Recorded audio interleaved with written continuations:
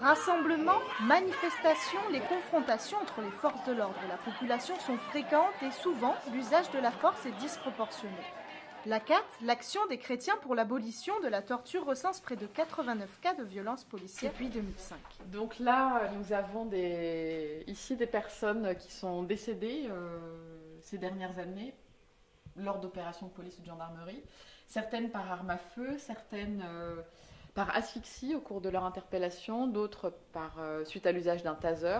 Les victimes sont nombreuses, mais le sujet reste tabou en France et les démarches difficiles à entreprendre. Alors il y a un mot qui est revenu, c'est le mot de combat. C'est-à-dire que l'accès à la justice, c'est un véritable parcours du combattant pour les victimes. Et au final, il y a très peu de ces plaintes qui aboutissent à des condamnations, vraiment très peu. Pour un homme qui est décédé par asphyxie pendant son interpellation, un monsieur autiste qui juste avait fait peur à sa voisine et qui avait appelé la police, cet homme est mort étouffé sous les genoux des policiers qui ont été condamnés pour homicide involontaire à 6 mois de prison avec sursis.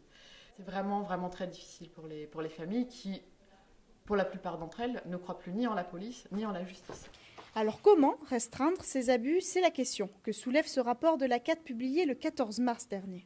L'ACAT préconise plusieurs choses, que plusieurs réformes soient engagées, que notamment certaines armes soient interdites, c'est le cas notamment des flashballs.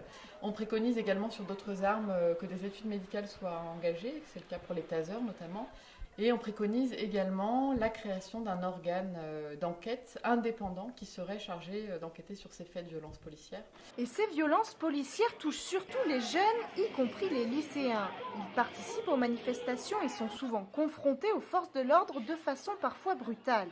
Justement, à l'occasion des mouvements contre la loi du travail, une semaine après la publication du rapport de l'ACAT, on compte déjà plusieurs cas de violence entre policiers et lycéens.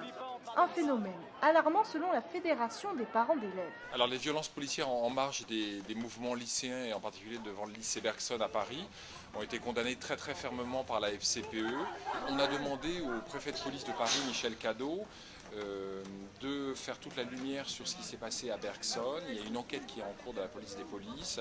Nous avons également saisi le rectorat de Paris, le François Weil, le recteur, pour lui demander qu'il y ait une cellule psychologique d'écoute qui soit mise en place pour les lycéens, parce que les lycéens sont extrêmement choqués de ce qui s'est passé.